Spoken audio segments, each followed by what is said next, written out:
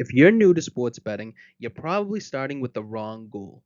Most beginners say things like, I want to make money, I want to win 60% of my bets, or I want to double my bankroll.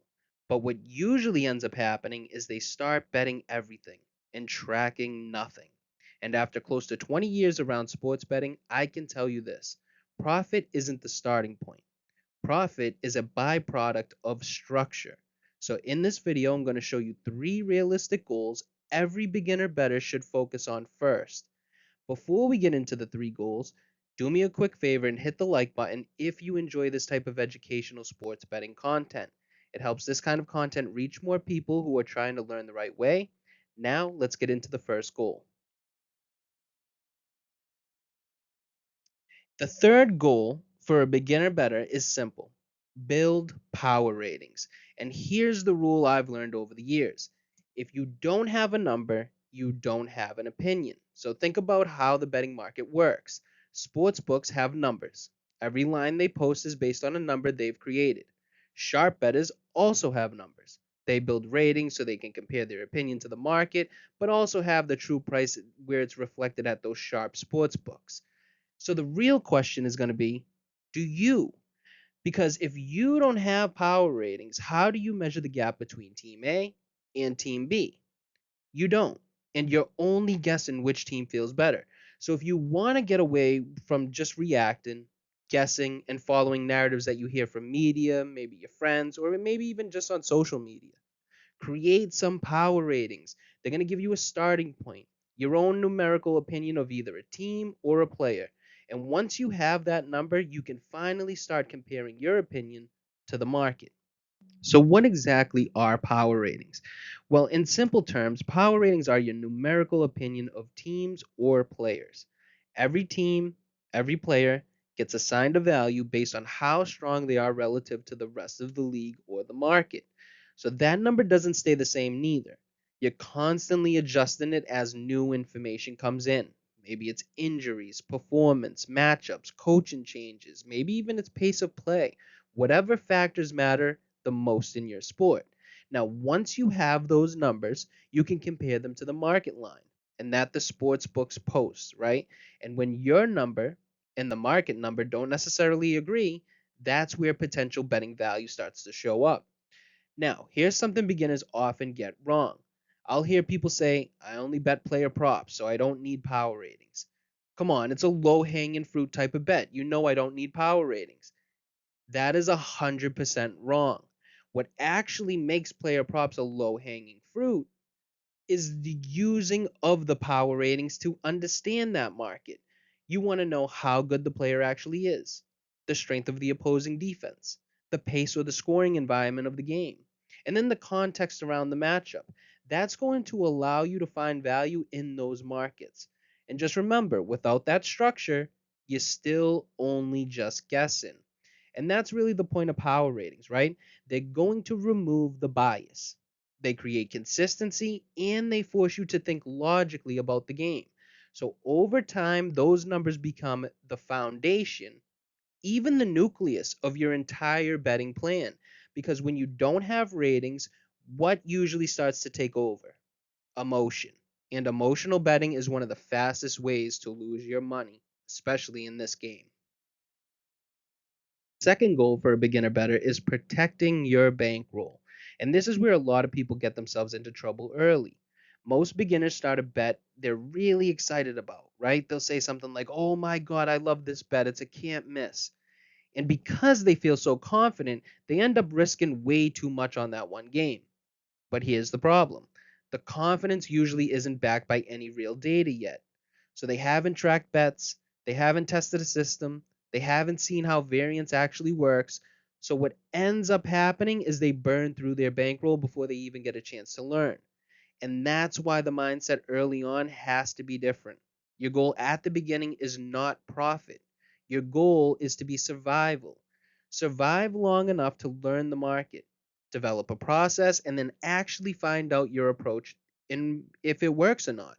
Because once your bankroll is gone, the learning stops and there's no way to place a bet. So once you understand that your goal early is going to be survival, the next step is setting some simple rules for how you actually bet. The first rule is to start with a fixed bankroll. This is the amount of money that you're willing to dedicate strictly to sports betting. That number is going to be up to you, but you need to go in with the mindset that you're comfortable losing 100% of it. Obviously, the goal is not to lose it, but you need to treat the bankroll as risk capital. Now, once that bankroll is set, your standard bet should be about 1% of that bankroll. Not 5%, not 10%, just 1% per bet. This also helps you avoid constantly reloading your account, right? You've seen this a number of times. You'll have that casual bettor, he deposits $100, places two $50 bets, loses both, he goes apeshit, and then his bankroll is gone. That's not necessarily sports betting that we're teaching here. That's just gambling. So remember, if your bankroll goes down, that's part of the learning process. And that's exactly why the bets should only be about 1% of your bankroll. Another important rule is that you should never adjust your bet size without proven data, showing you actually have an edge. So, what I mean by this is there's no reason to have 5% plays, 4% plays, or those big whale bets, especially if you can't measure the difference in the results between those bets. It just doesn't make a difference. Now, the reason the 1% works so well is very simple. It keeps your emotions in check, right? It also helps you survive losing streaks, which every bettor goes through. Don't listen to a bettor that says, oh, I don't go on many losing streaks. No, every bettor goes through losing streaks. It's also going to allow you to test systems and strategies without blowing up your bankroll. And it's also going to reduce the overall volatility that comes with sports betting. Because the reality here is very, very simple. If you can't win betting 1%, you're not going to win betting 5%. Now, if you've enjoyed this type of content so far, make sure to subscribe to the channel. Here at Grandstand Sports Data, we follow the process and strategy behind betting, not the hype picks, not the bullshit, none of that. So if that's what you're looking for, make sure you subscribe. Now let's move on to number one and the final goal. And the number one goal for a beginning bettor is tracking and record keeping. But there's something important to understand here. Bet tracking and record keeping are not the same, ladies and gentlemen. Bet tracking is exactly what it sounds like. You're simply keeping track of the bets that you place. Things like the date, the sport, the bet type, the line you took, the closing line, how much you wagered, the result, and probably most importantly, the reason you made that bet. So that's important because it tells you how your bets are performing over time. Remember, that's just your bets that you place. Now, record keeping goes a step farther or further, excuse me. Record keeping is about tracking variables and edges across the entire market, not just the bets that you place. So that means every game or event that fits your betting style, that's what you track. For example, if you bet NFL spreads, you should be tracking data across every NFL spread game, not just the ones that you personally bet. Hope you understand that. So you're tracking everything. The purpose of this is to identify which variables actually produce winning results in the betting market and which ones consistently beat that closing line. So over time, this is how you start discovering what actually works in your betting market, because once you have that data, you're no longer guessing anymore. You're going to start making decisions based on evidence, and that is crucial. Now, let's talk about why record keeping is so important. So when you start tracking everything consistently, your betting begins to change. First, it's going to help you identify your strengths, right? A variable might show that it has much bigger impact on your sport than originally thought. For example, in the NFL, you might assume rest isn't a major factor. But once you track it in your record keeper, the results might show it actually matters more than you expected. At the same time, record keeping will expose your weaknesses. There may be a variable or a factor you believed had value, but once you track it over time, the data shows it's actually losing money in the market. So that's your opportunity to throw it away. Record keeping also allows you to measure a factor's true return on investment. So a lot of bettors think a factor is valuable because it has a high win rate, but when you start to look a little bit deeper, you realize that it doesn't actually produce profits in the betting market. That is, something you have to take a look at.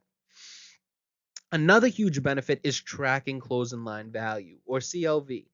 If the factor you're tracking consistently beats the closing line, that's usually a strong signal that your process is moving in the right direction.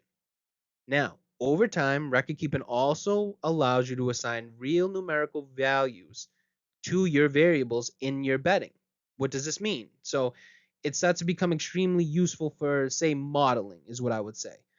You might start to discover through your record keeping that travel situations in football are worth about 1 point, maybe even a point and a half against the spread.